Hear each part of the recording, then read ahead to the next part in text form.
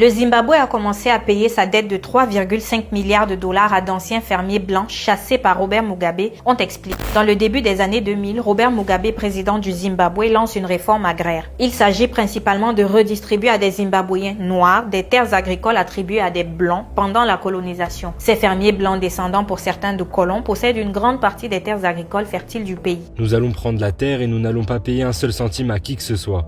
Si le gouvernement britannique veut que nous indemnisions ses enfants, alors qu'il nous donne l'argent ou qu'il s'en charge lui-même.